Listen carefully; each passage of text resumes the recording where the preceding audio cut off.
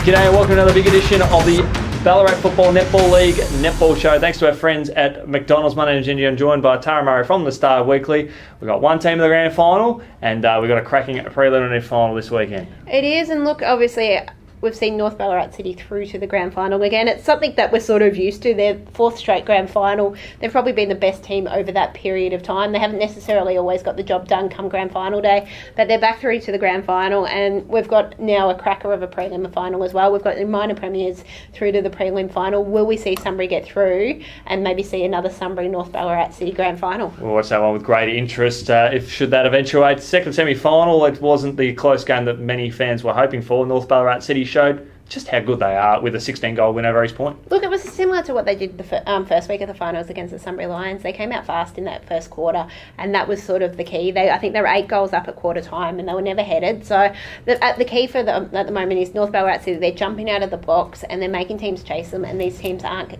getting back to them. In the end, they won by 16 goals, and they brought on fresh legs in the last quarter and were able to extend that lead, which is a pleasing thing they can do, because sometimes a lot of time you will see in finals, they will just rely on the 7, you start in 7 and not switch on the court, but that's showing they've got that depth. So if something's not going right come the grand final, they do have those other players they can switch in. And in the end, you had Brianna Gregory Johnson scored 23 from 28 goals to be the number 1 goal scorer for North Ballarat City, but I think they had 3 or 4 different goalers for the game to show that depth that they've got there, and in the end it was pretty convincing. I was able to sort of catch probably 15 minutes of this game, but to see Stacey McCartan in action, I haven't had the pleasure of watching her too many times, but I mean, she resembles tub thumping. She gets knocked down, she gets up again. She's relentless. She gets bashed around so much, and I've been told she gives as good as she gets as well. I think that's all the McCartans. Yeah, that is in the blood. I was going to say, fantastic. I think I've seen them in 2 of the previous 3 grand finals. I have seen that, and all the McCartan girls really get into it and give as good as they get. So, but you need that with netball. A lot of people say netball's a non-contact sport, but the people who say that have never played netball. Exactly, and they haven't watched the McCartan girls play. It is fantastic. We know there's a lot of hard-edged players out there as well too, which is fantastic, and all within the rules, of course, as well. Just love the competitive nature of it.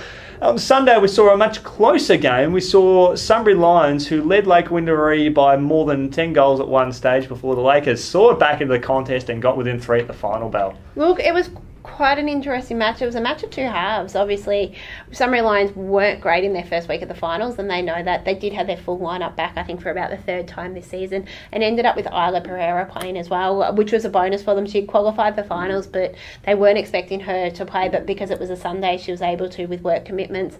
And in the end, you had Sunbury who played some of their best netball in that first half. It was the netball that we've sort of seen why they finished minor premiers, why they were so comprehensive. I think they were 10 or 11 goals at half time, and then they let East Point back into the game, and not East Point, Lakers back into the game, and Lakers just got on a run and they kept going and going. The scores were actually level, and in the end, Sunbury ended up changing their lineup in a little bit in that last quarter. They brought on Isla to give Lauren Gilchrist a break, and from what I can gather, Lauren's still battling a little bit of a knee injury. And they also brought on Tani Adams, who hasn't played for a number of weeks since the injury in her knee, so they brought her on. Renee Hales had played goal shooter for those first 3 quarters, and she'd done a great job setting up Ruth Smith and really doing that, but they wanted to get Tani on and get her back in on the court, obviously having not played for a number of weeks, and she came in that last quarter. And in the end, speaking with Adam Boldenson, he said it was their experience that got them across the line. They ended up winning by 3, and you've got so many players who have been in grand finals, not just at this level, at other levels, and you look at, they are the reigning premiers. That experience showed through late. And good work there by Lakers. I know they'd be disappointed with that one, but they would have gone in with a little bit of form, given they did beat Sunbury Lions in the final round of the home and away season. But what that does set up, it sets up a battle between the last 2 premiers of the competition. It is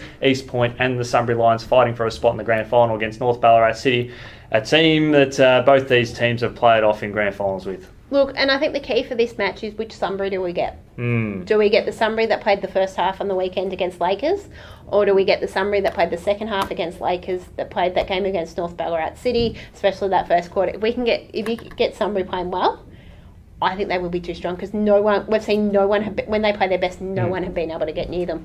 And then obviously you've got East Point, who did finish third. Then they have come through that way. And look, for them, they'll be wanting to push Sunbury all the way. They only played each other once, and that was back in round 10, and it was by a goal. So it was Sunbury by a goal that occasion. On that day, they did have Amanda Cusack playing in goals. They had no Kate Fletcher and no Tani Adams for Sunbury. You look, so East Point did push them all the way. So East Point knows if they play well, they can push Sunbury all the way. It's whether or not they quite... We talk about experience. Lakers probably didn't quite have as much to Sunbury. East Point does have that experience, so they're probably going to be able to match Sunbury in that level late in game if it comes down to it. Putting on my league hat, I'll be asking the question because I'm naturally not going to give my tip on this one.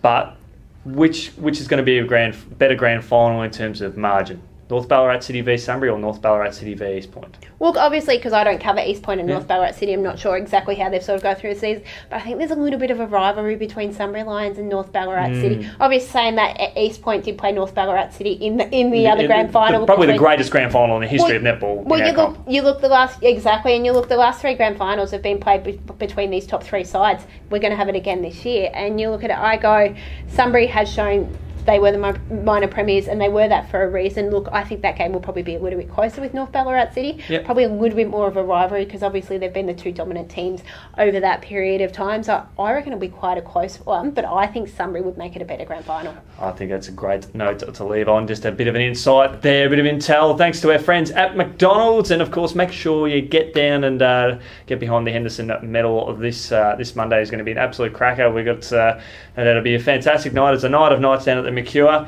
and hopefully we have some great results as well. Tara, thanks so much for jumping on board. We look forward to joining you next week and talking up the preliminary final and talking up the grand final.